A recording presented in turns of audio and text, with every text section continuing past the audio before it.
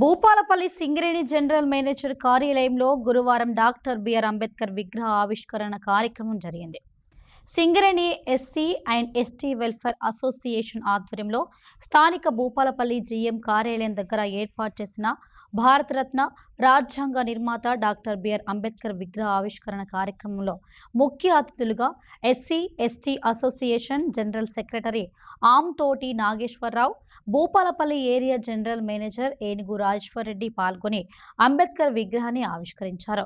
ఈ కార్యక్రమంలో area SO two GMs Kavindra, AGM Jyothi, కార్మిక సంఘాల నాయకులు, జిఎం ఆఫీస్ సిబ్బంది తదితరులు పాల్గొన్నారు.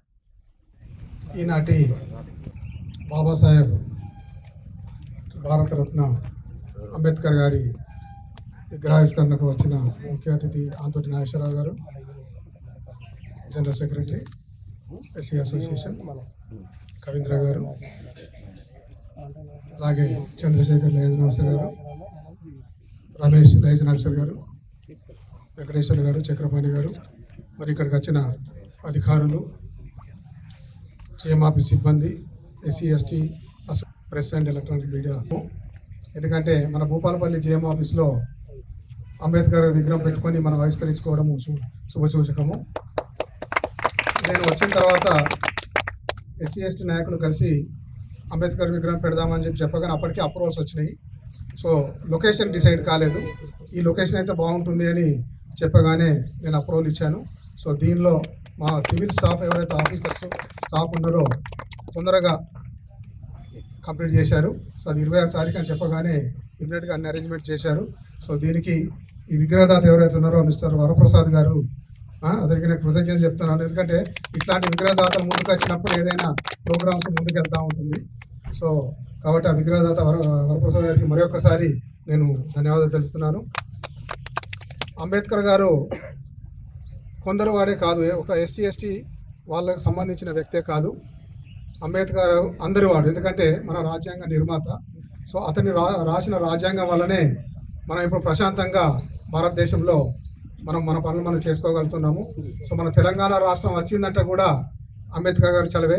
ఎందుకంటే చిన్న రాష్ట్రాలు వచ్చినప్పుడే పురోగతి అవుతుందని చెప్పి రాజ్యాంగంలో రాయడం వల్లనే అది మనం ఈ తెలంగాణ సాధించుకున్నాము.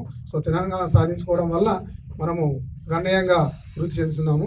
అలాగే మన సింగరేణి కూడా ఒకప్పుడు 50 మిలియన్ టన్స్ ఉన్న ప్రొడక్షన్ కూడా మనం 70 మిలియన్ టన్స్ కూడా చేరుకోవడం జరిగింది. సో ఈ సంవత్సరం కూడా మనం 72 మిలియన్ టన్స్ అనేది పెట్టుకున్నాము.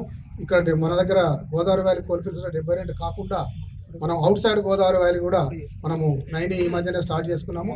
సో అక్కడ కూడా ఒక 10 మిలియన్ టన్నులు మనం టార్గెట్ పెట్టుకోవడం జరిగింది. సో ఓవరాల్గా 82 మిలియన్ టన్స్ మనం మీరందరి సహకారంతో సాధించుకోవాల్సిన అవసరం ఎంతైనా ఉంది. సో కాబట్టి ప్రతి ఒక్కరూ కంపెనీకి తోడ్పడుతున్నారు. కంపెనీ ఉన్నప్పుడే మనం అందరం ఉంటాము. అది అందరూ కూడా మన అసోసియేషన్ నాయకులు కూడా ప్రతి మీటింగ్లలో చెప్పడం అనేది జరిగింది.